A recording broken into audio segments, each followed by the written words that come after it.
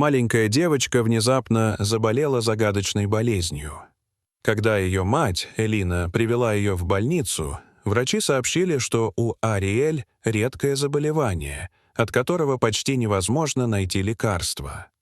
Элина была в отчаянии. Именно в тот момент, когда она почти потеряла надежду, на подоконник их дома приземлился черный ворон, держащий в клюве нечто ужасное. Жизнь Ариэль в их тихом прибрежном поселке Бриджхейвен оказалась под угрозой. Сначала все казалось обычным.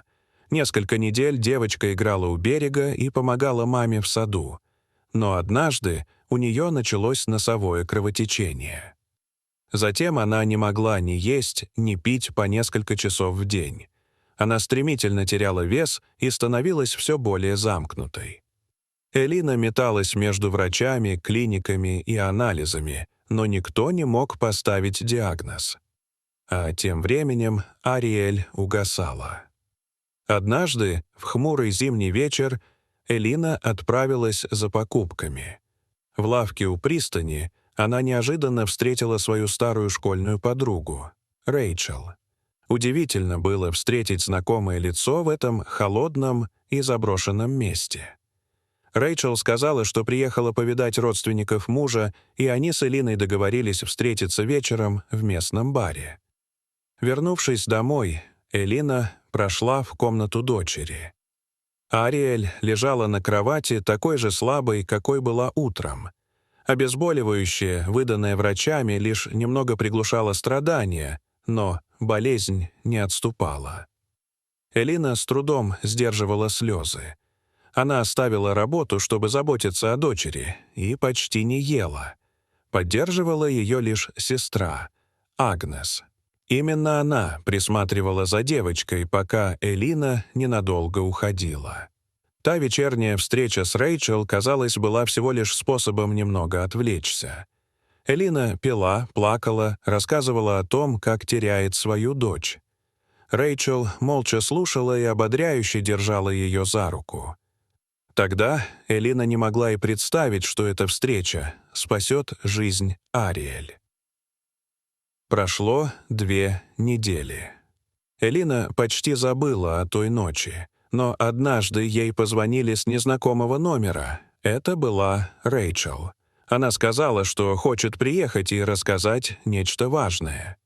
Элина, хоть и стеснялась своего поведения в тот вечер, согласилась.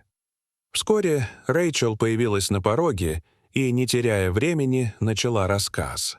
Она поведала о бабушке мужа, старухе по имени Мелора, которая жила глубоко в болотах, у самой кромки прибрежной трясины.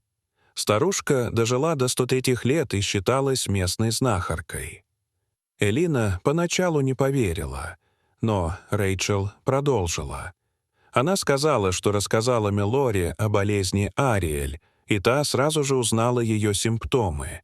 Так выглядела древняя болезнь, некогда поражавшая людей в этом регионе. «У вашей Ариэль не просто болезнь, это паразит», — сказала Рэйчел. «Он проникает внутрь и медленно поедает жертву. Не заразен, но смертелен». Сердце Элины остановилось, когда Рэйчел вдруг спросила. У нее не появлялась пурпурная жидкость из носа. Только этим утром Элина заметила это. Она была в шоке. Откуда Рэйчел могла знать? Ответ был очевиден. Все это правда. Мелора сказала, что вылечить эту болезнь можно, но только если осмотреть девочку лично. Сначала Элина сочла это странным, даже опасным — вести дочь в дом к незнакомой старухе. Но у нее не было выбора. Они втроем, Элина, Рэйчел и Агнес, осторожно усадили Ариэль в машину и отправились в путь. 3 часа они ехали по проселочным дорогам, пока не добрались до маленького деревянного дома, укрытого деревьями и болотом. Старая Мелора встретила их на крыльце. Глаза ее были темные и глубокие. Она посмотрела на Ариэль и сразу сказала: «Паразит уже в легких. Нам надо торопиться». Она поведала, что в старину люди искали цветок под названием «пылающая лилия». Только его экстракт мог убить паразита. Но рос он исключительно в кратерах вулканов на далеком архипелаге Мирагуа, где земля все еще дымится жаром лавы.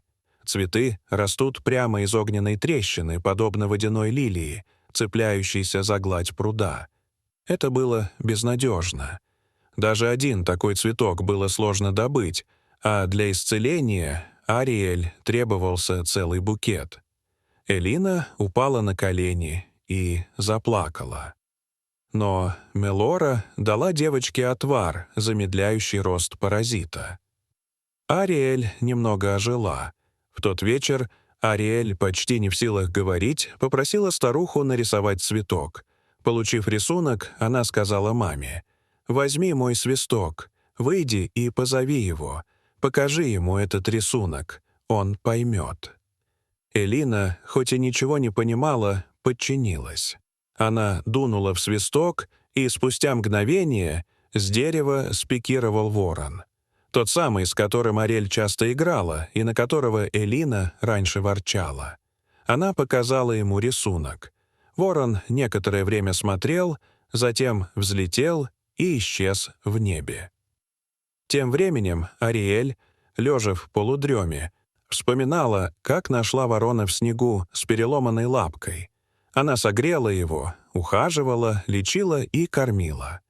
Мама тогда настояла на том, чтобы выпустить его, но Ариэль придумала, как с ним общаться при помощи особого свистка. Ворон умел находить нарисованные предметы. Это была их игра, это была их связь.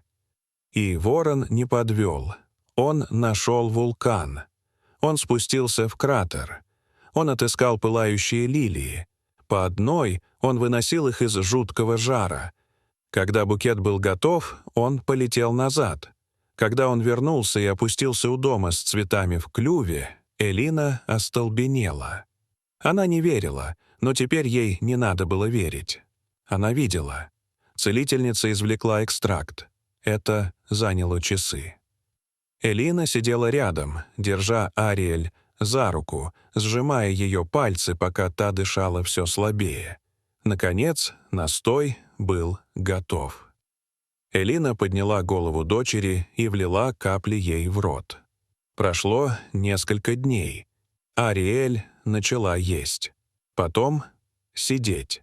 Через 2 недели она уже бегала по дому. Они остались в доме Мелоры, пока Ариэль полностью не восстановилась. Когда они вернулись в Бриджхейвен, ворон приземлился ей на плечо, закричав от радости.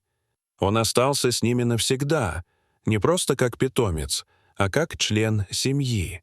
Ведь он однажды уже спас Ариэль жизнь. И она спасла его. Дорогие зрители, что вы думаете об этой истории? Расскажите, пожалуйста, в комментариях. А если вам понравилось это видео, то ставьте лайк и подписывайтесь на наш канал. До свидания.